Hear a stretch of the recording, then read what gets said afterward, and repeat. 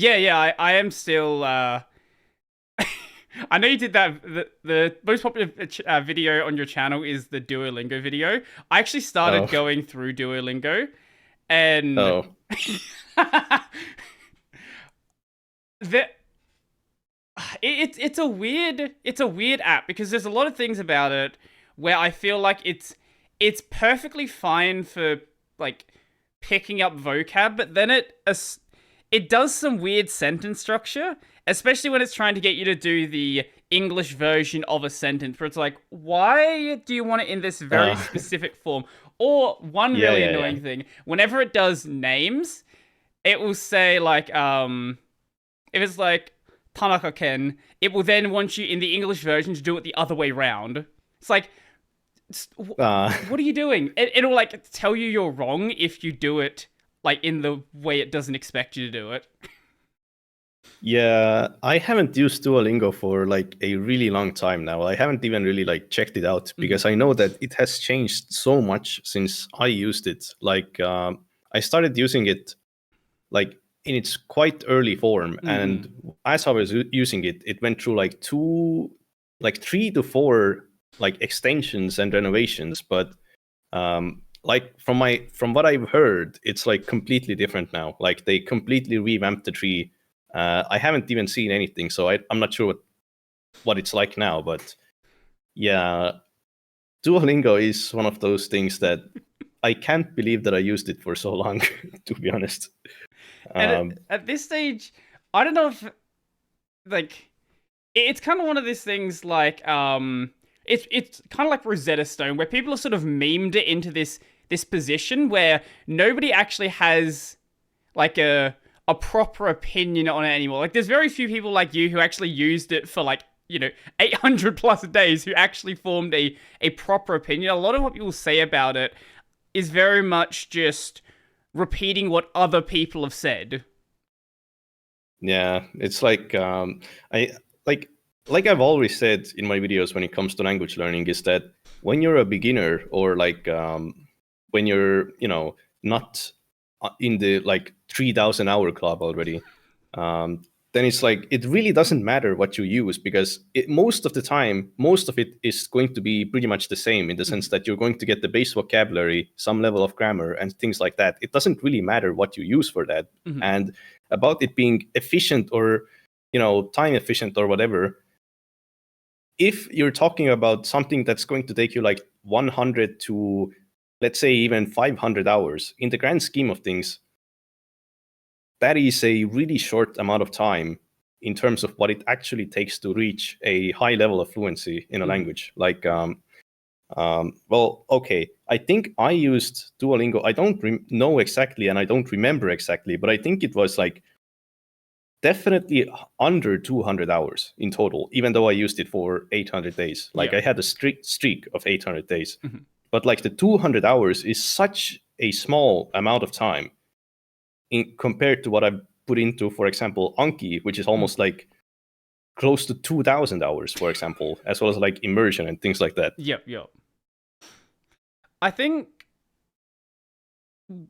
for me, the most important thing, and I'm sure this applies to most other people, is finding something that you can actually do consistently. Like, it's all well and good to say, like, Yeah, Anki is really efficient, and all of these things, like, really efficient, but if you do it once and then you just don't ever get back to it, you can't get yourself into a habit where you're doing it every single day, it doesn't matter how good the resource actually is, because you're not going to really learn anything from it. yeah, absolutely. In the sense that the most important thing is consistency when it Mm. comes to, for example, learning a language, because learning a language at the end of the day is a cumulative skill in the sense that as long as you keep adding bricks to your house that you're building of the language, then you are going to make progress. Mhm. But if you suddenly just stop adding those bricks, so if you quit or don't use those tools, then there's no point because you're not learning, right? Yeah. So it's good to use something like Duolingo to establish consistency if that's the way that if that's what works. Mm. And eventually once you've finished everything that there there is in the tree, and that you're confident that you can continue using other tools or just, immersion and whatever consistently, then that's totally fine, I think. Yeah, let's see. I actually don't know how many modules there are at this point. Let me just check. So at this stage there are 6 modules, or 6 sections they call them, and I'm on the second one. But I think it skipped me halfway through the first one. Like when you first started up, it like gives you a language test, like what is your level currently at, and then it'll like jump you ahead. Yeah, I guess they started doing something like that. Because I guess they realize, like, if you know the basics, like a couple of kanji, hiragana, for example. Like, there's no point reteaching you hiragana if you already know it. Yeah. I know. For me, I found it to be quite useful. Because I was doing the whole like going over vocab stuff. But my issue was I couldn't find a way that I consistently like dealt with grammar. For whatever reason, the resources I was dealing with, just I couldn't find anything that clicked with me, and I was getting the vocab down just fine. But if you don't have the grammar to string it together, like that's not entirely useful. Yeah, Japanese grammar is interesting in the sense that when I started learning, I remember that I used Duolingo for like since the beginning as the first thing that got me into learning Japanese. Mm-hmm. Then a few weeks later, I started using Anki and the Day Kim's grammar guide, or like the complete guide to Japanese or whatever that you can find online for free. But I did understand, like, I did learn the basics from it, like the particles and stuff like that. But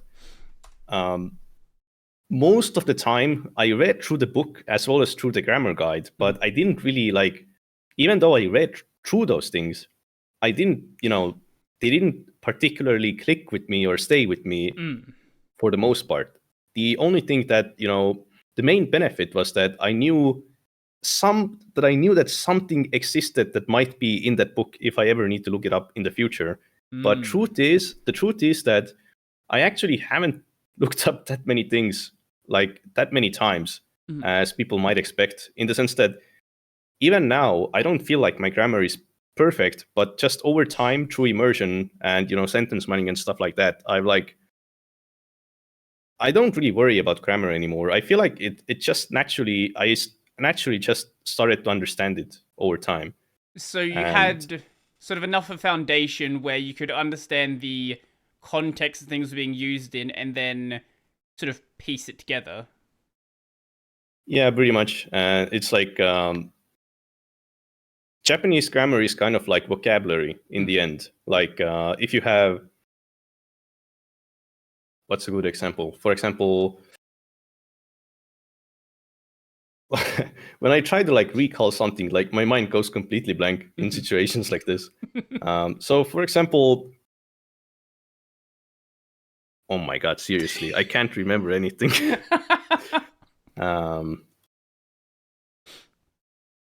For example, nioite, like for example, that grammar point, I'll just write it down just in case. It's like, it's technically a grammar point, but it's essentially a word. Like you can look it up from the dictionary and you'll understand what it is. But technically it's a grammar point, but it acts just like a word in a way. So it essentially means like, well, it's hard to translate to English, but it's like, in terms of that, for example. Okay. And just there's a ton of those, and they are pretty easy to learn through context. Like the only like true grammar things, in my opinion, are things like conjugations, and it's okay to, I think, memorize them, but it's not super necessary. Like you can probably learn the te form and stuff like that pretty easily. So when you want to do output early on, though, then it's definitely good to practice them. I didn't, And well, I did a little bit through an Anki deck, but even now I mess up conjugation sometimes in my output, but it has gotten better when I like actually started practicing output over time. And I don't really worry about it. Like, I'm not going to bother with doing extra practice of like memorizing or like using conjugations, because I'm just going to use them so many times through output anyway, naturally. So over time it will fix themselves by itself.